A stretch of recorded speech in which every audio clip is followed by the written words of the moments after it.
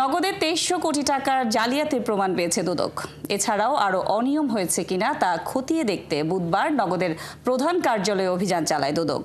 অভিযানে দুদকের enforcement team তথ্য পায় ই-মানির নামে ৬০০ কোটি টাকা ও মূল অ্যাকাউন্ট থেকে জালিয়াতির মাধ্যমে ১৬০০ কোটি টাকা আত্মসাতের তথ্য পেয়েছে সংস্থাটি। দুদক বলছে, নগদ থেকে প্রাপ্ত তথ্য উপাত্ত যাচাই বাছাই করে কমিশনে প্রতিবেদন জমা দেবে তারা। সেই প্রতিবেদনের আলোকে পরবর্তী ব্যবস্থা নেবে কমিশন।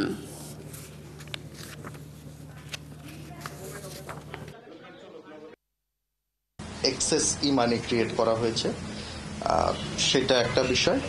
দ্বিতীয়ত হচ্ছে কিছু ফান্ড তহবিল আসলে সরিয়ে ফেলা হয়েছে।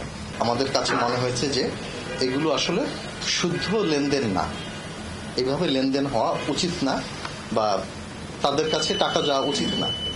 কারণ স্বাভাবিকভাবে কি হবে যে সে যদি ডিস্ট্রিবিউশন চ্যানেলে থাকে, সে টাকা গ্রহণ করবে, টাকা প্রদান করবে, শুধু তার কিন্তু টাকা বের হয়ে যাবে না।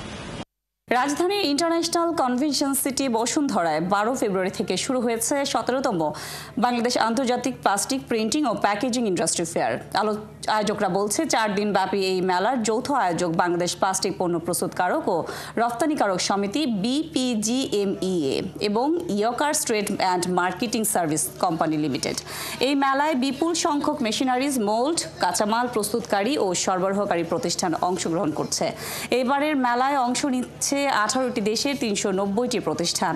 চীন, ভারত, যুক্তরাষ্ট্র ও জাপান সহ বিভিন্ন দেশের পাশাপাশি দেশীয় প্রতিষ্ঠানগুলোর 800 স্টলে প্রদর্শিত হবে সর্বাধুনিক প্রযুক্তি উদ্ভাবনী পণ্য।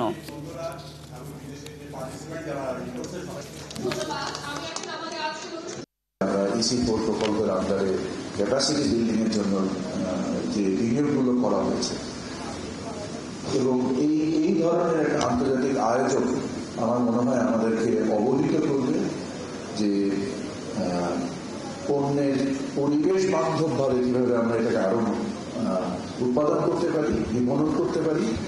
আমি উদ্যোক্তাদেরকে উদাত্তভাবে আহ্বান জানাবো যে আপনারা কম্পারেটিভনেসের ইনভেস্টমেন্ট করেন, কারণ ভবিষ্যতে কম্পারেটিভনেস না থাকলে দারুণ বিপদে পড়ে যাবে। IMF এর সঙ্গে নেগোসিয়েশন দুর্বলতার কারণে শতাধিক পণ্যে ভ্যাট ও শুল্ক বাড়াতে হয়েছে, এমন অভিমত দিয়েছেন জ্যেষ্ঠ অর্থনীতিবিদরা। দুপুরে রাজধানীতে এক আলোচনায় তারা বলেন, ভ্যাট বাড়ানোর ফলে সরকার নিজেও বিপদে পড়বে।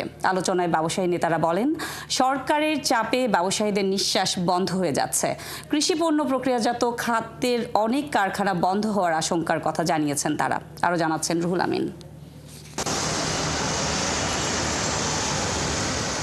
গত জানুয়ারিতে নজিরবিহীনভাবে শতাধিক পণ্যে ভ্যাট ও সম্পূরক শুল্ক বাড়ায় জাতীয় রাজস্ব বোর্ড NBR।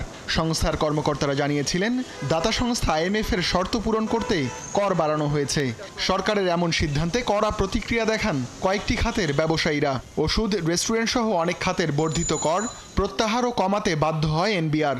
ভ্যাট কমানোর দাবিতে এখনও সোচ্চার প্রক্রিয়াজাত কৃষি পণ্যের উদ্যোক্তারা। ব্যবসায়ী নেতারা বলেন, আলোচনা ছাড়াই ভ্যাট বাড়িয়ে অপ্রত্যাশিত আচরণ করেছে সরকার। কর বাড়ানোর ফলে ব্যয়ের বোঝা বেড়েছে কম আয়ের মানুষের ওপর। বিনিয়োগ, কর্মসংস্থান ও খাদ্য নিরাপত্তাও ঝুঁকিতে পড়েছে। ভ্যাট আদায় করবো অন্য জায়গা থেকে, ট্যাক্স আদায় করবো অন্য জায়গা থেকে। আমরা প্রতিদিনের খাওয়া থেকে যদি ভ্যাট আদায় করি, তাহলে আমাদের কোথায় আমরা রিলিফ পাবো, কোন জায়গায় আমাদের পাবো? NBR রেভিনিউ যদি 100 টাকা হয়, সাপ্লিমেন্টারি ডিউটি দেওয়ার উদ্দেশ্যটা কি? উদ্দেশ্য হচ্ছে 100 টাকা থেকে 120 টাকা যাবে, তাই না? এই ইনক্রিমেন্টালটা। এখন আমার যদি কোর রেভিনিউ কমে যায়, তাহলে তো ওটা 120 টাকা হবে না ভাই, ওটা 80 টাকা হয়ে যাবে। জুলাই আগস্টের ঘটনার প্রবাহের পরবর্তী পর্যায়ে এই সময়ে এই দেশের জনগণ, ব্যবসায়ীরা প্রত্যাশা করে নাই হঠাৎ করে একটা বাড়তি ট্যাক্সের ঝামেলায় পড়বে। অর্থনীতিবিদরা বলেন, পরোক্ষ করের বোঝা না বাড়িয়ে আয়কর আদায়ে জোর দিতে হবে, পাশাপাশি কর ফাঁকি বন্ধেও শক্ত হতে হবে। IMF কে লাগবে নাকি লাগবে না, এটা আরেক ডিবেট। এই ধরনের যে ম্যাক্রো ক্রাইসিসের সময় তাদের ইনভলভমেন্টের কিছু সুবিধা থাকে যদি আপনি রাইটলি ম্যানেজ করতে পারেন। এই জায়গায় আমরা রাইটলি ম্যানেজ করতে পারি নাই। নেগোসিয়েশন ফেলিওর হয়েছে এবং এটা এত ইম্পর্টেন্ট, কারণ ওখান থেকেই কিন্তু এই ব্যাটটা এসেছে। এটা ইচ্ছা করে এই সরকার ব্যাট করেছে তা কিন্তু না করে তার উপায় ছিল। বর্তমান সরকারের যে অর্থনৈতিক নীতিগুলো, এই নীতিগুলোর ক্ষেত্রে একটা জেনারেলাইজড প্যাটার্ন একটা ইমার্জ করছে, যেটা হচ্ছে ভুল সময়ে ভুল সিদ্ধান্ত নেওয়া। যেমন তার একটা বড় উদাহরণ কিন্তু আজকে এই যে ভ্যাটের কথাটা নিয়ে যে একটা আলোচনা হচ্ছে, এটা একটা ভুল সিদ্ধান্ত, ভুল সময়ে নেওয়া হয়েছে। করহার না বাড়িয়ে করের আওতা বাড়াতে উদ্যোগ নেওয়ার আহ্বান জানান ব্যবসায়ী নেতারা।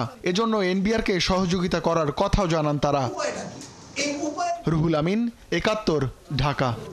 দেশে বছরে তুলার চাহিদা আছে অন্তত ৮০ লাখ বেল। এর প্রায় ৯৭% করতে হচ্ছে আমদানি। তুলাসহ তুলা আমদানিতে খরচ হচ্ছে ৪৫,০০০ কোটি টাকা। অথচ দেশে উন্নত জাতের তুলা চাষ করেও সরকারের বৈষম্যমূলক নীতির কারণে এগোতে পারছেন না দেশীয় তুলা চাষিরা।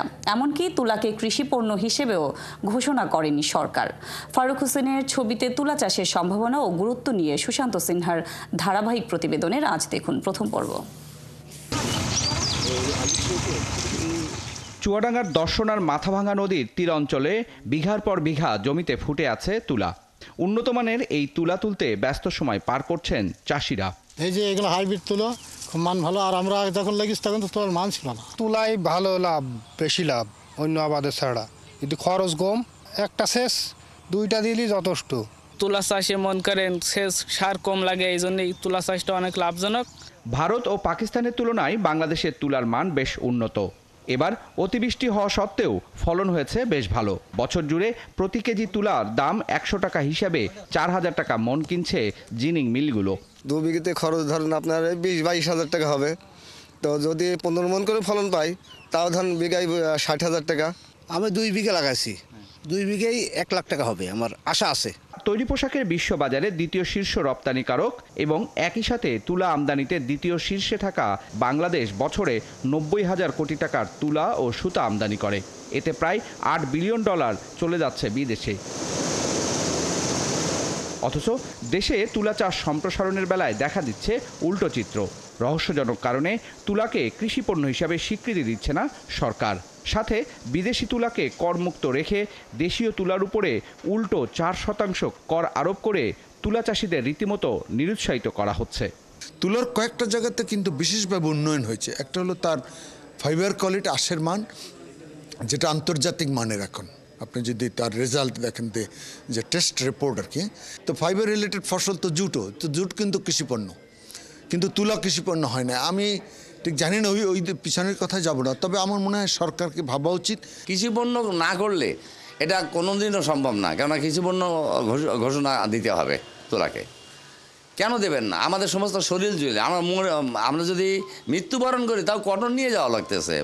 একরে যে র কটন কত প্রোডাকশন হচ্ছে সেটা আমরা ইন্ডিয়া থেকে অনেক ভালো আছি, পাকিস্তান থেকে অনেক ভালো আছি। আমরা পৃথিবীতে 60টা দেশের মধ্যে কিন্তু আমাদের নাম এসে যায় তখন আবার, যে আমরা কিন্তু এই ক্ষেত্রে এক একরে আমরা লিন কটন কতটুক পাই, র কটন কতটুক পাই। পরিসংখ্যান বলছে বছরে ৮০ লাখ বেল তুলার চাহিদার বিপরীতে দেশের কুষ্টিয়া, ঝিনাইদহ, চুয়াডাঙ্গা, দিনাজপুর, পার্বত্য চট্টগ্রাম সহ উৎপাদন হচ্ছে প্রায় ২ লাখ বেল তুলা। বৈষম্যমূলক তুলার প্রতি যে আচরণ, এই কারণে বাংলাদেশে অপরিহার্য এই পণ্যটির উৎপাদন খুব একটা বাড়ছে না।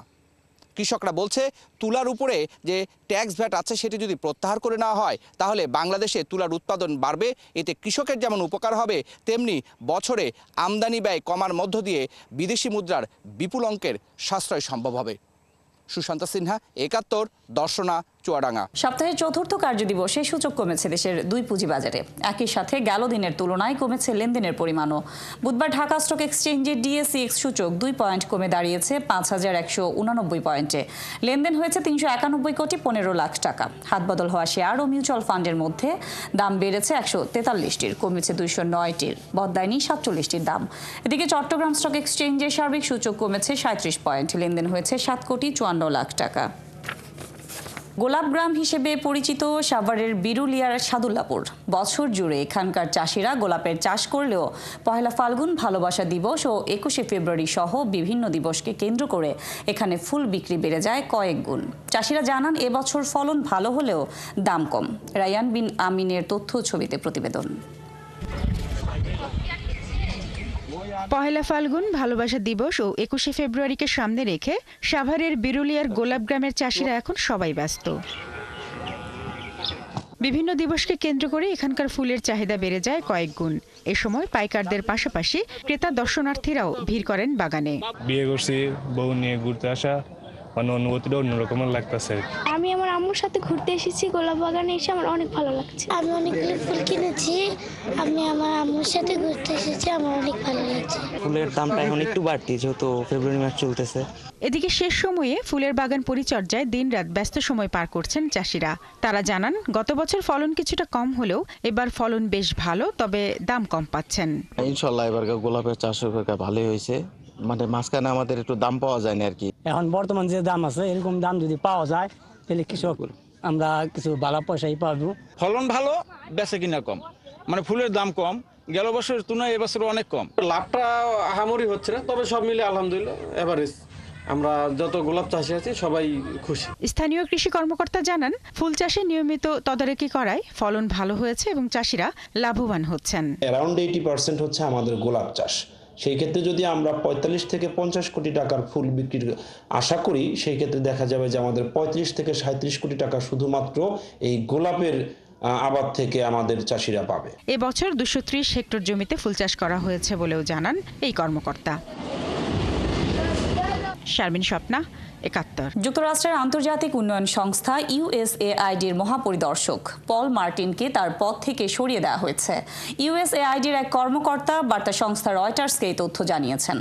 ইউএসএআইডির মহাপরিদর্শকের দপ্তর থেকে একটি প্রতিবেদন প্রকাশের একদিন পরই পল মার্টিনকে তার পদ থেকে সরিয়ে দেওয়া হলো। প্রকাশিত প্রতিবেদনটিতে বলা হয়েছে, ট্রাম্প প্রশাসনের নানা পদক্ষেপ ইউএসএআইডির সক্ষমতাকে পঙ্গু করে দিয়েছে। ফলে সংস্থাটি প্রায় $8.2 বিলিয়ন সমমূল্যের অব্যয়িত সহায়তা সঠিক তদারকি করতে পারছে না। যুক্তরাষ্ট্র ইউএসএআইডির মাধ্যমেই মূলত বিদেশে তার উন্নয়নমূলক কার্যক্রম পরিচালনা করে থাকে। সংস্থাটির কর্মীর সংখ্যা 10,000-এর বেশি। গত 20 জানুয়ারি যুক্তরাষ্ট্রের প্রেসিডেন্ট ক্ষমতায় বসেন ট্রাম্প ইউএসডি ভেঙে দিতে চান, যদিও তার এই পরিকল্পনা আপাতত আটকে দিয়েছেন ওয়াশিংটনের ডিস্ট্রিক্ট আদালত।